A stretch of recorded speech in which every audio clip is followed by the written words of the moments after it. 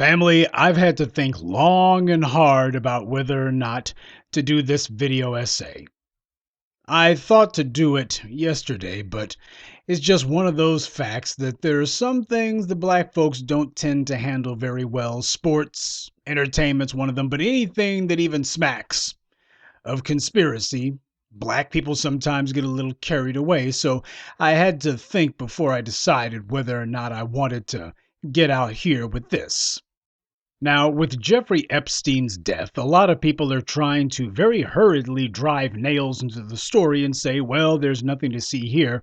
And I know that yesterday on my Twitter page, I said that I was having the last word about it and wasn't going to say anything else. But there's something that I want to speak about that Jeffrey Epstein can be used as an entree for, and that is how organized power protects itself.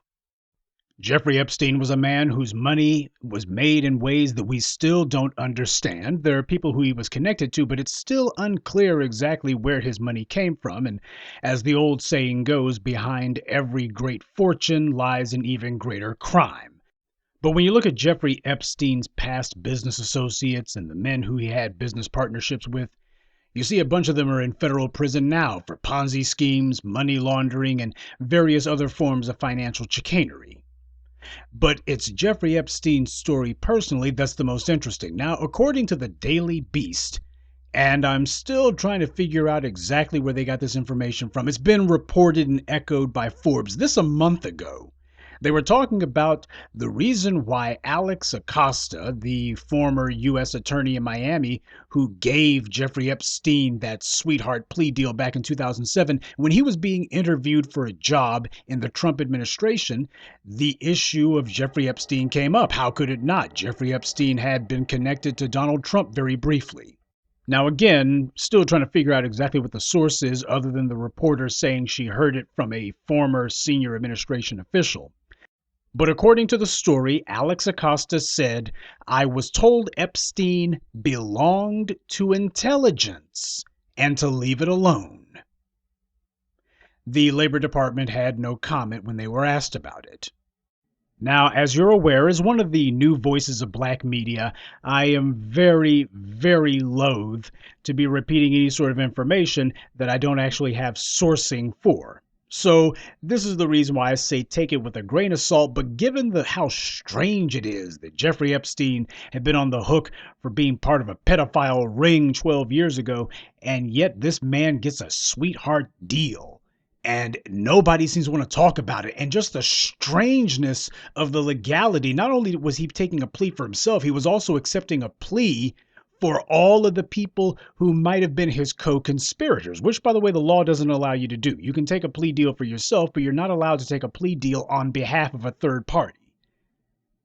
Everybody's got to basically take a plea for themselves, but it's a matter of the federal government was making it. They were going overboard to say, not only are we not going to do anything to you, we're not going to even pursue this issue. That's a little bit too convenient. You would think the media would be all over it, but they're not. They're not asking the real questions.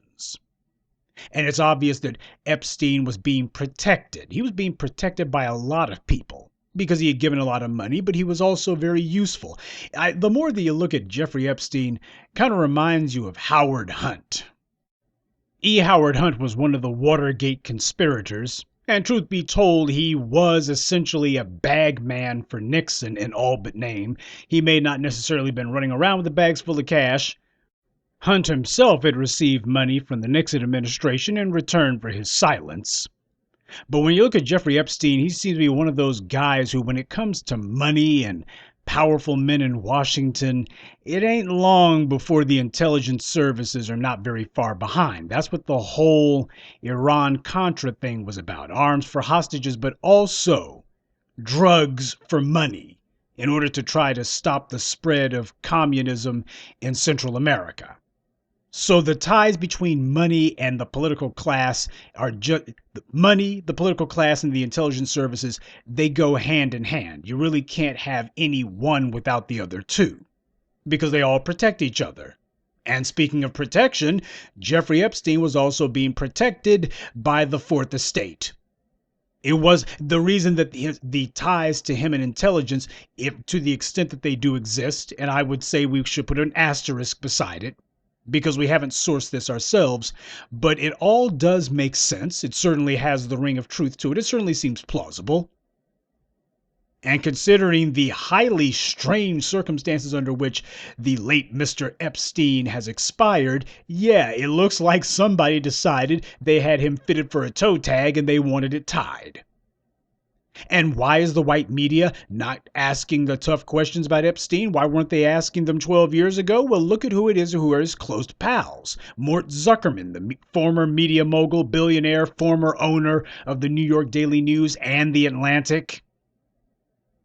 Bill Barr, the current United States Attorney General. Bill Barr's family was friends with Jeffrey Epstein. Bill Barr's own father got Epstein a job at a prestigious prep school in New York. That's exactly what you want, by the way. You want a pedophile to have a job teaching children. I mean, what could possibly go wrong? Naturally, of course, Epstein was friends with Harvey Weinstein. Epstein would hold lavish dinners, and some of the guests at these dinners included Google co-founder Sergey Brin. Google is the parent company of YouTube. But also Jeffrey Bezos has been known to be in attendance at a Jeffrey Epstein party.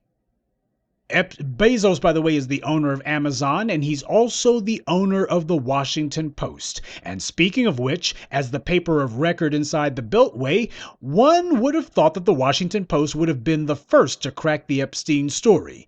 But for some strange reason, they were the last to know. And this tardiness on their part, their being completely out of the loop, doesn't seem to bother the crowd inside the Beltway. As the Washington Post reported last month, Epstein's little black book, his personal phone directory that his butler ran off with, was obtained by the FBI, and it listed the most influential men in media: Rupert Murdoch, but also former New York mayor and media mogul Michael Bloomberg. Though for some strange reason, Jeff Bezos' name never seems to make it into the Washington Post coverage of Jeffrey Epstein's high-powered pals. Gee, wonder why that is. You see the names here, big names, huge names, the biggest names. In other words, the men who own the agenda-setting media. Agenda setting meaning this is what's supposed to dominate the news cycle today. When they talk about something, this is all planned out. It's a matter of what are we going to be focusing on so that nobody asks any questions about the real things that really matter. So that's the reason why the Washington Post wasn't terribly interested in him. Call it a tale of two Jeffs, Jeff Epstein and Jeff Bezos. One hand washes the other. And that's the reason why a newspaper down in Miami that most folks have never even heard of, that's the reason why they had to crack the story. Because the big boys who actually were the ones chasing Bill Clinton around and were the ones who hobnobbed with the movie stars and the tech moguls and the media moguls that Epstein was bumping elbows with, that media couldn't be bothered. This is how dangerous it is when you don't have a media that operates in your interest. This is how dangerous it is, family. You can have freaking pedophiles running around doing all sorts of God knows what, and you don't have a clue about them. Because the people whose job it's supposed to be to keep you informed, well, they're sleeping at the wheel. Forget about sleeping at the wheel. These guys have made up their minds they're going to protect the pedophiles and the predators. See, Shea Butter Twitter's not terribly interested in Jeff Epstein either. There's another group who ain't terribly interested in him. Because Shea Butter Twitter is nothing more than sock puppets for white supremacy. Their job is to help white supremacy keep all the attention on R. Kelly, on Bill Cosby, on Anthony Anderson. Keep it on black men. That way you never talk about Jeff Epstein. By the way, you notice how the clowns in the Shea Butter Twitter brigade, those morons never bothered to ask how many black girls did Jeff Epstein recruit for his child sex ring? How many black girls wound up finding themselves on Pedophile Island, finding themselves on the Lolita Express? How many of them wound up on Orgy Island having to service Jeffrey Epstein and his powerful friends? You notice how the Shea Butter clowns, the black feminists, have no interest in that whatsoever? None of them have asked how many black girls. You know damn well down there in Miami, which is part of the Deep South. Everybody thinks of Florida as East Coast like it's not part of the South. It's part of the South, okay? You know damn well that there had to be at least a few black girls that Jeffrey Epstein and his pedophile pals got their clutches on. I'm interested in that. That's something I want to know about. What a shame the black feminists could give less than a damn. But they will be concerned about R. Kelly. That they will be concerned about. Because R. Kelly is the right color. And they know the white media, who they desperately want to pat on the head from, they're concerned about that too. Yeah, white supremacy relies on a lot of people to help protect the Jeff Epsteins. The intelligence services, allegedly. The white media, definitely. And their bootlicks within the black community, such as these black feminists, definitely. A lot of people helping to protect this guy, either directly or indirectly.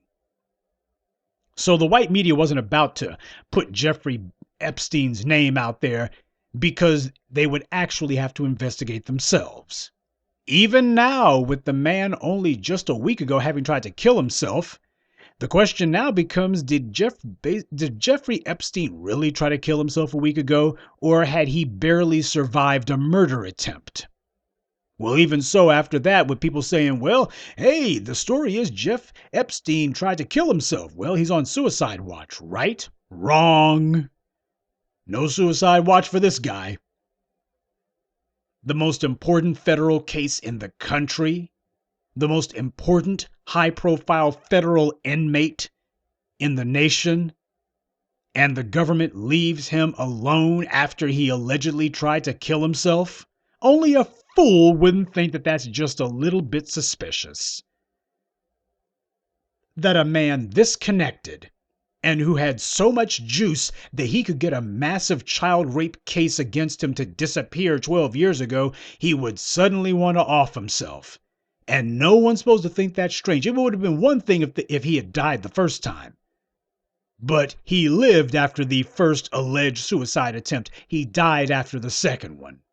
And already Rupert Murdoch's own Wall Street Journal, the voice of the investor class, is reporting that anyone who thinks Epstein was connected to the government is spreading conspiracy theories. Yeah, just because he had Bill Clinton on his plane, and just because he was good friends with the current Attorney General's family, and just because he could get a federal case for running a pedophile ring squashed like that, but like the snap of his fingers, just because this man was connected to all kinds of government officials all over the world, including the Saudi royal family, that doesn't mean that he's connected to the government. He just has these guys on speed dial, literally. He has private retreats where he brings the most powerful men in the world, but that doesn't mean that he's connected to the intelligence services. I mean, surely he has no interest in the FBI, especially not when the Justice Department brought a pedophile case against him and he got it thrown out. That doesn't mean that he has any connections in the government, mind you. Even though the case was thrown out under just the most cursory, just the lightest of examinations, you look and go, wait a minute here. Some of this stuff has never happened in the history of jurisprudence in the U.S., but it happened for him. But that doesn't mean anything. This is what Rupert Murdoch's rag is saying. They even took out some time to lament the fact that all of these conspiracy theories will make it just that much harder for people to accept the official version when the facts all come to light.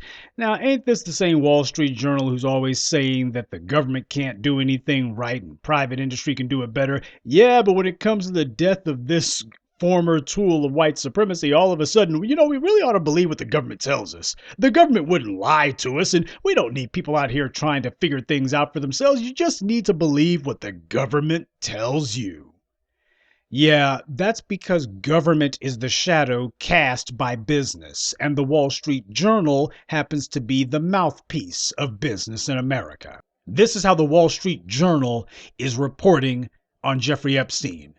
That if you ask whether or not this man had connections with the government beyond merely hanging out with his fellow horn dogs, that apparently you're spreading conspiracy theories. Oh, and by the way, the Wall Street Journal also made it a point to point out that Twitter and Facebook and Google, they would be cracking down on people who would be spreading such irresponsible claims. Yeah, I'll bet they would. I'll bet that Google would love to shut up anyone talking about that. What's this conspiracy theory stuff? It ain't a theory if it's got something to substantiate it. But this is what power does. First, what power tries to do is they try to insulate those who have been beneficial to it. But there's a devil's bargain that you got to make with white supremacy. White supremacy has never had a tool that it has not eventually broken in the end. Either out of preference, that the tool be destroyed so it can't be used against them in the future, or, as it would seem in the case of Jeffrey Epstein, out of necessity. Because that's how these things work. In the beginning, when it seemed that when nobody knew who Jeffrey Epstein was, and it would be easy to get a case against him to go away, because, I mean, who the hell cared, right? Well, white power looked and said, hey, we're going to protect ourselves by getting this case off of Jeffrey Epstein's back. But when the case just inconveniently reared its head, white power started looking at Jeffrey Epstein and going, you know what? Under the circumstances, old Jeffrey might be a lot more valuable to us dead than alive. And the white media is already trying to give itself permission to say, okay, nothing to see here. Sorry, the whole Jeffrey Epstein matter died with him. Well, what about his pals, his rich and famous pals? Well, that's conspiracy theory stuff, And Twitter's going to crack down on it, And Facebook and Google. This conspiracy stuff has got to stop, Yeah, I guess they figured they couldn't say Russian bots this time around. They couldn't say Russian bots. So instead, it's conspiracy theory. This is what happens when white power sees that it's losing its grip on power. When there's just too many people who are actually asking the tough questions, and you don't need ABC, NBC, and the Washington Post to actually do the job of journalism. What happens is other people start doing it. But the thing is, we don't want a situation where we are dependent on any white media outlet, no matter how occasionally useful they may seem. We want to be the ones who are in complete and thorough control of the information that we get. This is the reason why black media, we're going to have to make sure that we start having people who can tell us things. That's going to be the next step, by the way. Having people who talk to us. Hey, if WikiLeaks can do it, if some of these other chumps can do it, we can do it too. It won't be easy. It won't be quick, but this has to be on the agenda. Because the problem happens to be that while we got the white supremacists who own the white media and their meat puppets, massive, big, fat, sloppy, obese meat puppets like the Shea Butter crowd, these clowns, they're going to be running interference for the Jeffrey Epsteins, and they're going to be trying to make some high-profile prosecutions of black people in the meanwhile to serve as a distraction from these guys. They get to kill two birds with one stone, protect a useful tool for white supremacy, and turn up and ratchet up the attacks on black people in the process.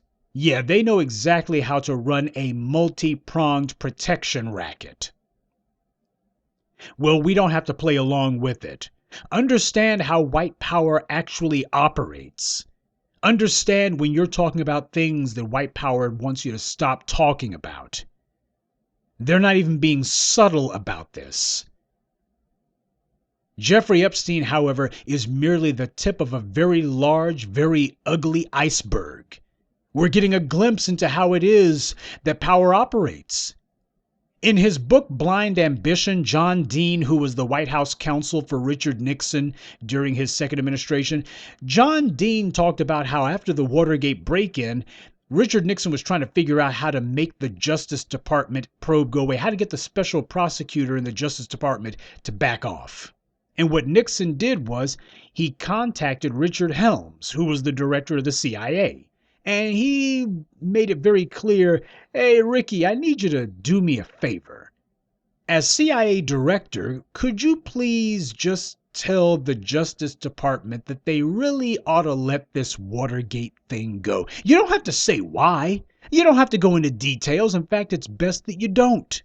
Just if you would be so kind as to call the Justice Department up and let them know, let the FBI know that they really might want to stop asking questions about Watergate. They really don't want to be quite so interested in it. And according to John Dean, Richard Helms sent back a response that said if the White House tries to put blame for Watergate on the CIA where it does not belong, then all sorts of dirty secrets are going to come out of the closet. And for those of you who studied the 70s, you know that in 1974 there was the Church Committee hearings. And the CIA's dirty laundry got aired in front of the world. And that was a couple of years after Nixon was run out of office. Rather, about the time he was being run out of office. But that's what the CIA director said. And John Dean, this is well documented, by the way. The Nixon administration was trying to figure out how to induce the CIA to get the FBI off of Nixon's back. How do I make this federal investigation by the FBI go away? How do I make this federal investigation go away? How do I make the Justice Department get off my back? Get the CIA to say that Watergate was a CIA operation. Now, as Mark Twain said, history doesn't repeat itself, though it does tend to rhyme. And when I see that Alex Acosta allegedly said that Jeffrey Epstein belonged to intelligence, well, that kind of has shades of the whole Watergate Richard Helms affair, now doesn't it?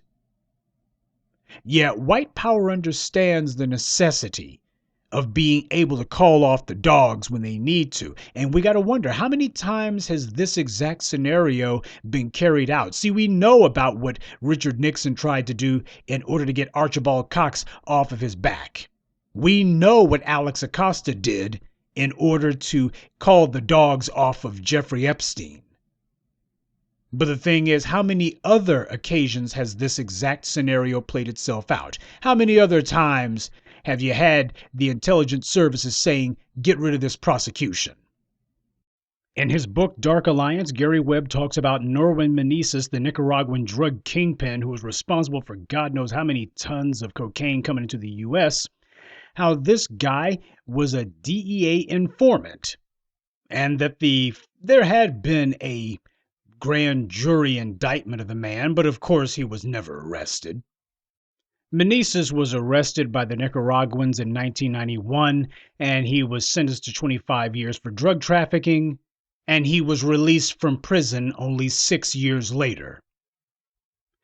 Well, the big problem, of course, wasn't what the Nicaraguans had against him. It's the fact that the U.S. had been going after him for a while. There had been DEA agents who were trying to make a case on the guy, but for some damn reason, when it came time for them to actually close escrow on those investigations, for some strange reason, there always seemed to be something that came up from higher up that made it where they just couldn't actually go after the guy. And the DEA had been after Norman Meneses since the early 80s. He was no secret to them. But to hear the feds tell the story, apparently, well, it was just some bureaucratic miscommunication. Yeah, I'm sure. This is how dangerous it is when you've got official power pulling the strings. I sincerely hope that the earlier video essay that I posted about fear of a black media is a little bit more clear. There's the rules that they tell you have to live by, and then there's just white fiat for white supremacy and its selected tools. If we're going to overthrow white supremacy, and we need to understand what we're up against. We need to understand both sides of the coin, because this was not about protecting Jeffrey Epstein. Making that whole pedophile ring case go away 12 years ago, that wasn't because they were trying to do Jeffrey Epstein any favors. It was a matter of that was considered to be the most expedient and quietest way to make a problem go away. Kill the guy? Why bother? Nobody even knows about the investigation. Who cares at this point? But when the case didn't go away, and when their solution caused more problems than it solved, then it became a matter of, look, we're going to make it real flashy. Look, Jeffrey Epstein, we're going to do something about him. Whoops, he's dead. Well, that's the end of that. And you better believe these white media organizations who are saying, knock it off with the conspiracy theories, that's going to become the new news cycle. Jeffrey Epstein is officially going to be declared a non-story, nothing to see here. They're going to take his female assistant, I forget what her name is. She was apparently the one who was helping to recruit underage girls for him. They'll probably throw it on her because she doesn't really know anything. She can deny it all day long. Before it's all over, she'll be the fall woman for it. And they'll say, well, you know what? Upon investigation, we have determined that this had nothing to do with Bill Clinton and Hood Barack and Prince Andrew and nothing to do with Rupert Murdoch and all the rest of the well-heeled, powerful men that Jeffrey Epstein was bumping elbows with and switching and trading underage girls with. Instead, it was just Jeffrey Epstein and his perverted assistant. This is just a billionaire who was using his position, and everybody else was innocent as the wind-driven snow, and they didn't know anything and didn't do anything and didn't touch any of those girls, and you better not be insinuating that they did. And don't ask anything about the intelligence services because Jeffrey Epstein had nothing to do with them. And don't ask why the case went away 12 years ago under the most mysterious and strangest of circumstances. Or how it is that this man allegedly tried to commit suicide a couple of weeks back, and then nobody stopped him from doing it a second time. Don't ask any questions. These are all just a bunch of unrelated coincidences, just some bureaucratic miscommunication, and this is all Jeffrey Epstein's fault and has nothing to do with anyone else. And don't worry about all of those co-conspirators that he tried to enter a plea for, that he tried to bite the bullet for 12 years ago. Don't worry about who those co-conspirators are. There was just his assistant. That's the co-conspirator. Yeah, we're going to go ahead and bury the whole Jeffrey Epstein affair with Jeffrey Epstein. And this time it ain't going to be a question of whether or not there was some U.S. attorney who botched the cover-up. This one doesn't have to die a natural death any more than Jeffrey Epstein did.